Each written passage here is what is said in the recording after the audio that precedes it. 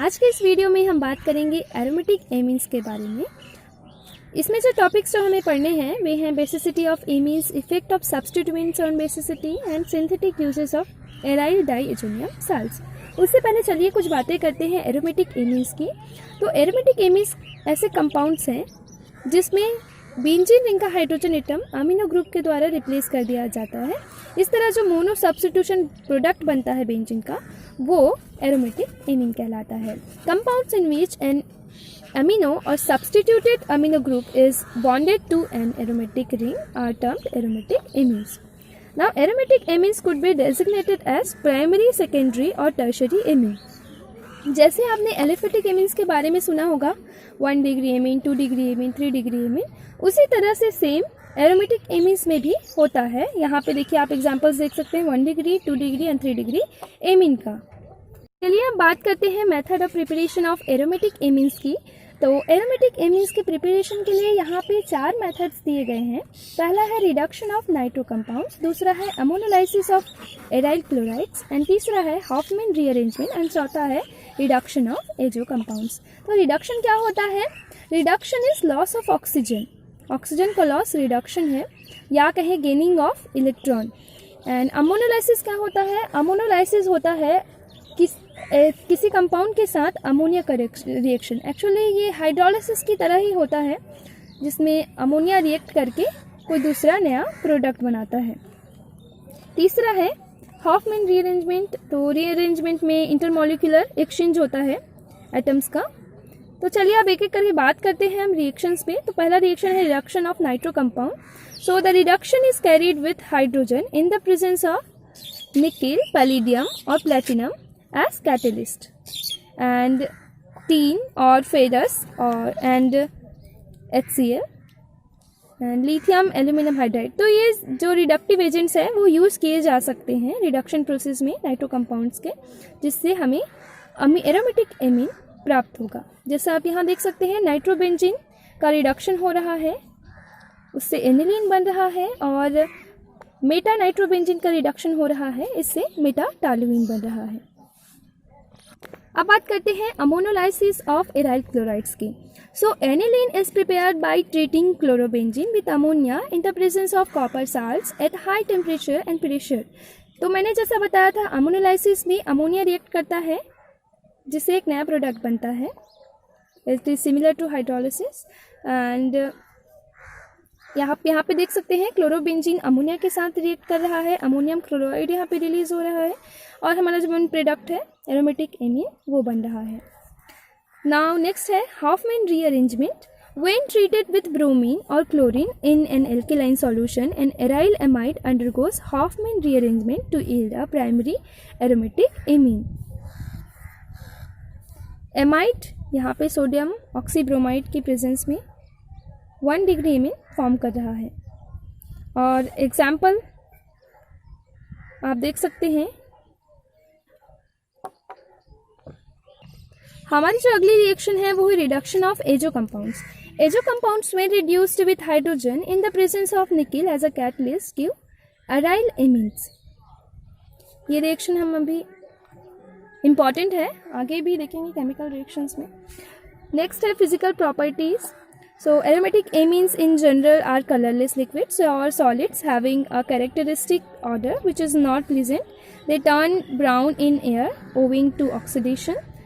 On account of their high molecular weights and intermolecular hydrogen bonding ability, their boiling points are relatively high. They are sparingly soluble in water and other organic solvents. They are steam volatile, therefore can be purified by steam distillation. They are highly toxic substances. Some of them are carcinogenic, cancer causing. In ultraviolet spectra, aniline shows 2 absorption maxima and 230 and 280 millimicrometer. In IR spectra, primary aromatic amines give bands in the 650 and 900 and 1500 and 1640 per centimeter region। कहते हैं chemical properties की aromatic amines की। तो chemical properties कुछ इस तरह से हैं, ये साल्ट फॉर्मेशन रिएक्शन देते हैं, एल्काइलेशन रिएक्शन देते हैं, एसाइलेशन रिएक्शन देते हैं, reaction with aldehydes and carbylamine reaction with nitro acid, oxidation, Hofmann Martius rearrangement, electrophilic aromatic substitution. तो ये जो कार्बालेमिन रिएक्शन है ना, वो बहुत ही इंपॉर्टेंट है, इसको आप हमेशा ध्यान में रखिएगा। तो देखते हैं, पहला है salt formation reaction. Being basic they form crystalline salts with strong mineral acids such as HCl और H2SO4। of course acid basic है, तो ये एसिड के साथ रिएक्ट करके साल्ट फॉर्म करता है, जैसा कि आप रिएक्शन में देख सकते हैं। नेक्स्ट है alkylation reaction. They react with alkyl halides to form 2 degree and 3 degree amines.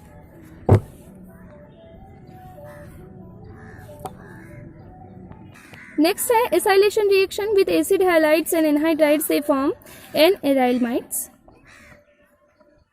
And reaction with aldehyde, they react with aldehyde to form imines, Skeps base. Imines are also known as Skeps base. And fifth है carbylamine reactions. 1 degree aromatic amines react with potassium hydroxide and chloroform to give carbylamides or isonitriles which have a disagreeable odor. Reaction कुछ इस तरह से होती है। Reaction with nitrous acid, 1 degree aromatic amines undergo diazotization to give diazonium salts. Aliphatic 1 degree amines do not form diazonium salts. 2 degree amines undergo N-nitrosation and 3 degree amines undergo C-nitrosation. Oxidation. Aromatic amines are rarely oxidized to give products depending on condition. For example, on oxidation with potassium dichromate and sulfuric acid give para-benzoquinone. Reaction आप यहाँ देख सकते हैं। Hoffmann-Martius rearrangement with N and dialkyl anilines in strong acid media at 400 degrees Celsius intermolecular migration occurs and 2,4-dimethyl aniline forms. जो last chemical reaction है वो है electrophilic aromatic substitution reaction. तो जैसे आपको पता है 3 टाइप की इलेक्ट्रोफिलिक एरोमेटिक सब्स्टिट्यूशन रिएक्शन होती है, हाइलोजिनेशन, नाइट्रेशन, सल्फोनेशन। इनमें aromatic amines are highly activated towards substitution in the ring by electrophilic reagent and the amino group directs the new entrant to the ortho and para position। मैंने पहले की videos में discuss किया था कि amino group ortho para director होता है। Of course आपने वो चार्ट याद कर लिया होगा, ऐसा मैं एक्सपेक्ट करती हूँ आप लोगों से, क्योंकि वो चार्ट बहुत ही इंपॉर्टेंट है, आगे ऑर्गेनिक केमिस्ट्री में आपके लिए बहुत फ़ायदेमंद होगा। अब बात करते हैं बेसिसिटी ऑफ एमीन्स की। तो देखिए Kb वैल्यू क्या होता है? Dissociation constant of base. Kb value जितनी ज़्यादा होगी वो जो बेस जो कंपाउंड है उतना ही बेसिक होगा, क्योंकि उसकी अपने आयंस में डिसोशिएट होने की कैपेबिलिटी उतनी ही ज़्यादा होगी। तो यहाँ पे आप Kb वैल्यूज़ देख सकते हैं, मिथाइल एमीन, एनिलीन और पैराटोल्यूइन एंड नाइट्रो एनिलीन का। As shown by Kb values, aromatic amines are much less basic in comparison to aliphatic amine। आप जैसे कि Kb वैल्यू में देख सकते हैं, सबसे कम Kb वैल्यू ऑर्थोनाइट्रो एनिलीन के है। कम Kb वैल्यू मतलब कम बेसिसिटी। तो जो एरोमेटिक एमिन्स हैं वे कम बेसिक होते हैं as compare to aliphatic amine। The basicity of a compound is a measure of compound's ability to accept a proton। Aniline accepts a proton as follows। तो कोई compound जितनी आसानी से हाइड्रोजन H+ आयन एक्सेप्ट करेगा उतना ही वो basic होगा। जैसा कि आप एनिलीन में देख सकते हैं, aniline accepts H+ ion proton and form anilinium ion. In aliphatic amines the non bonding electron pair of nitrogen atom is localized and is fully available for coordination with a proton. Localize का मतलब आप क्या समझते हैं? Localise कहने का मतलब है कि वो जो इलेक्ट्रॉन पेयर है वो मूव नहीं कर सकता। देखिए, नॉन बॉन्डिंग इलेक्ट्रॉन पेयर क्या होता है? ऐसा इलेक्ट्रॉन पेयर जो किसी कोवेलेंट बॉन्ड से बंधा ना हो या जो कोई बॉन्ड फॉर्म ना किया हो मॉलिक्यूल में। तो ऐसे जो एटम हैं वो जब लोकलाइज होते हैं तो उस कंडीशन में वो एटम की इलेक्ट्रॉन डेंसिटी को बढ़ाते हैं, क्योंकि वो एक ही जगह पे हैं, इसलिए प्रोटोनेशन के लिए अवेलेबल होंगे। तो इस तरह से एलिफेटिक एमीन्स में भी होता है, नाइट्रोजन पे जो नॉन बॉन्डिंग इलेक्ट्रॉन्स हैं, इलेक्ट्रॉन पेयर है, वो लोकलाइज्ड होता है और इलेक्ट्रॉन डेंसिटी नाइट्रोजन पे ज़्यादा होती है तो वो आसानी से प्रोटॉन डोनेट कर सकता है। जबकि दूसरे तरफ देखें तो एरोमेटिक इमेज में the non-bonding electron pair is localized into the benzene ring by resonance। localized हो गया, delocalized हो गया, कहने का मतलब है कि वो डिस्ट्रीब्यूट हो गया, उसका कोई एक स्थान नहीं है, एक एटम से दूसरे में जा रहा है, दूसरे से तीसरे में। अगर कोई इलेक्ट्रॉन बहुत सारे अगर एक ही एटम पे हो तो वहाँ पे इलेक्ट्रॉन डेंसिटी ज़्यादा होगी, और अगर डीलोकलाइजेशन हो जाए इलेक्ट्रॉन पेयर्स का तो उस कंडीशन में जो इलेक्ट्रॉन डेंसिटी है वो पूरे मॉलिक्यूल में डिस्ट्रीब्यूट हो जाएगी। जैसा कि यहाँ पे आप देख सकते हैं, ये जो इलेक्ट्रॉन था NH2 पे नॉन बॉन्डिंग इलेक्ट्रॉन, वो पूरे एटम में, पूरे मॉलिक्यूल में डिस्ट्रीब्यूट हो गया। तो इस कंडीशन में नाइट्रोजन पे इलेक्ट्रॉन डेंसिटी क्या हुई? कम हुई। अब अगर हम कुछ देते हैं, अगर हम कुछ लेना चाहते हैं तो हमें कुछ देना होगा। नाइट्रोजन क्या है? बेसिक जो एरोमेटिक एमिन्स है वो बेसिक मॉलिक्यूल्स होते हैं।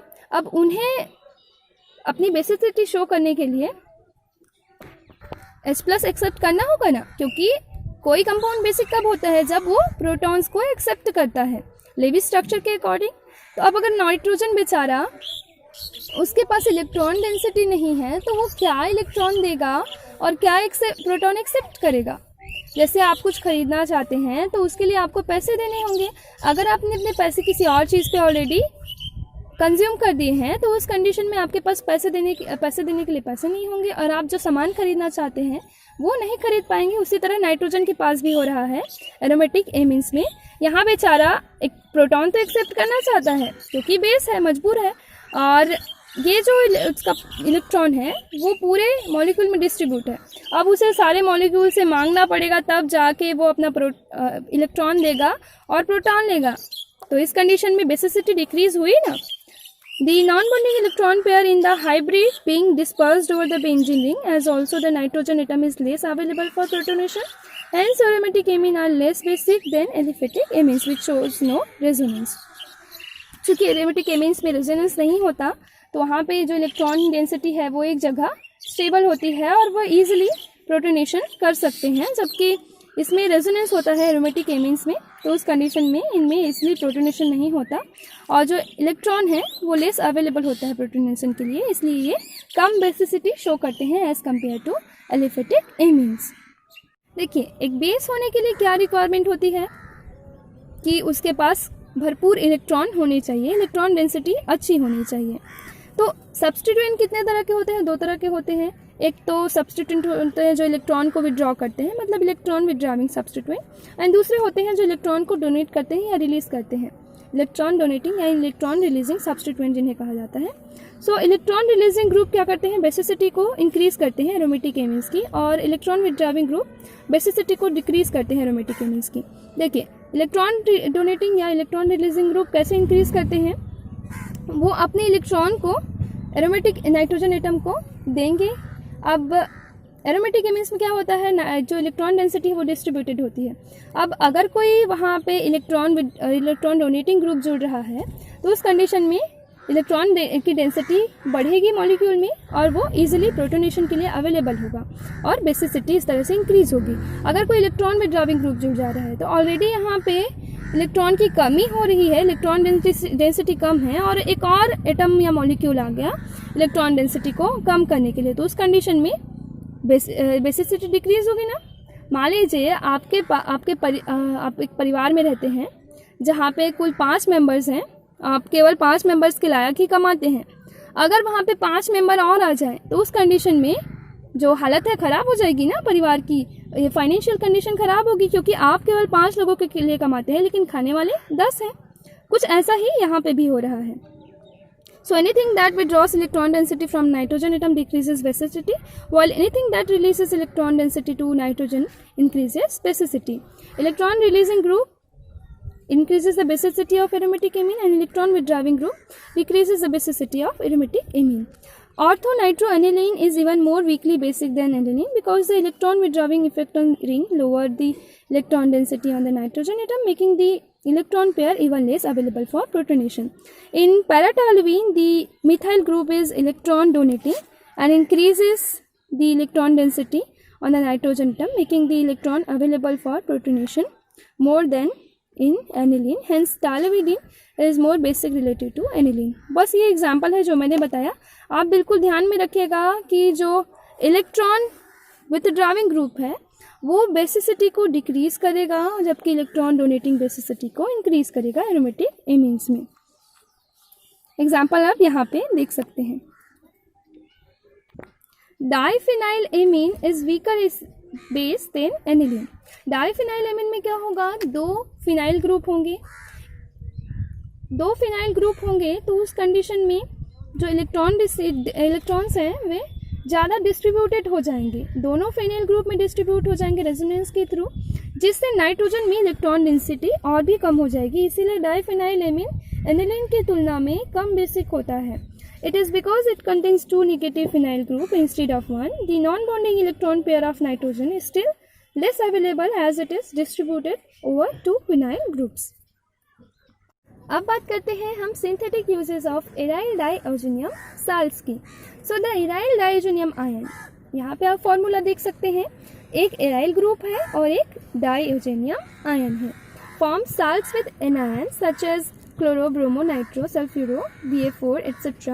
These salts are called aryl diazonium salts. तो इसमें क्या होता है, डाइएजोनियम फंक्शनल ग्रुप होता है। नाउ आगे देखते हैं, इसका एग्जाम्पल देख लेते हैं।